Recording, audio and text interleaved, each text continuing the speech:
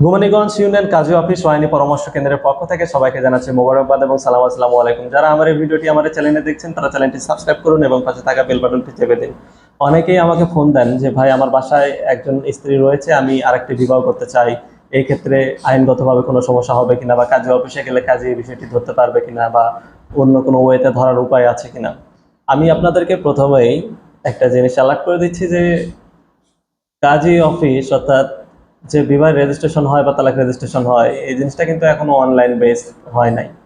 যার কারণে একজন কাজীর কখনোই ধরার কোনো অপশন নেই আপনার না বলা পর্যন্ত যে আপনার ফ্যামিলিতে কি আছে বা কে আছে বা কয়টা বউ আছে বা আপনার হাজবেন্ড আছে কিনা, এই বিষয়গুলো কিন্তু কিন্তু ধরার কোনো অপশন কাজীর নেই। তবে আপনার তথ্যের ওপর নির্ভর করে কিন্তু একজন কাজী আপনার রেজিস্ট্রেশনটি করছে।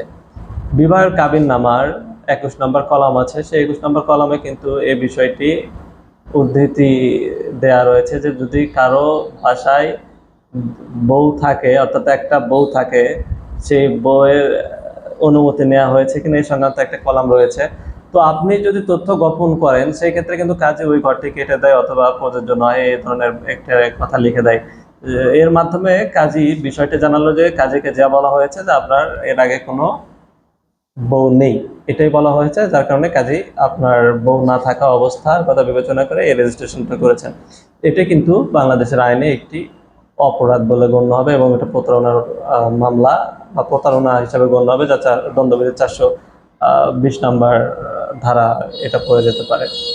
এখন আহ, ঠিক তেমনইভাবে একটা মেয়ের ক্ষেত্রেও কিন্তু এই ঘটনায় ঘটতে পারে, তবে মেয়ের ক্ষেত্রে এবং ছেলের ক্ষেত্রের মধ্যে কিছু পার্থক্য রয়েছে। অর্থাৎ একজন স্বামী যদি তার স্ত্রী থাকাকালীন আরেকটি বিবাহ করে, সেক্ষেত্রে বিবাহটি কিন্তু অবৈধ হয় না। এটা শুধুমাত্র রাষ্ট্রীয় আইন দ্বারা রেস্ট্রিকশন করে দেওয়া আছে বা সীমাবদ্ধ করে দেওয়া আছে, যেন সমাজে দ্বন্দ্ব কলহ বিবাদ কমে যায় বা দাম্পত্য লাইফের দ্বন্দ্ব কলহ বিবাদগুলো কমে যায়। কিন্তু একজন মেয়ের ক্ষেত্রে কিন্তু এটা একটা বিশাল অপরাধ হিসেবে বাংলাদেশের রাষ্ট্রীয় আইনে এবং ন্যাক্কারজনক অপরাধ হিসেবে কিন্তু ইসলামী শরিয়া আইনে গণ্য হবে। এটা দণ্ডবিধি 497 ধারা অনুযায়ী একজন মেয়ে যদি তার স্বামী থাকা অবস্থায় অন্য জায়গায় বিবাহ করে, সেক্ষেত্রে কিন্তু এটি একটি বড় অপরাধ। সুতরাং এই বিষয়গুলো কিন্তু যা করবেন ভেবে চিন্তা করবেন, ভবিষ্যতের কথা চিন্তা করে করবেন, যেন ভবিষ্যতে এটা নিয়ে আপনাকে আদালতে শরণাপন্ন আদালতে যেতে না হয় বা আদালতের পানিশমেন্টের আওতায় পড়তে না হয়, বা ভবিষ্যতে কোনো ধরনের জীবন ঝুঁকির মধ্যে পড়তে না হয়। সুতরাং একজন স্ত্রী থাকাকালীন অবশ্যই অন্য জায়গায় বিবাহ করতে যাবেন না। চেষ্টা করবেন যদি দাম্পত্য কোনো কলহ থাকে বা দাম্পত্য কোনো বিবাদ থাকে, নিজেরা বিষয়গুলো মিটিয়ে নেওয়ার।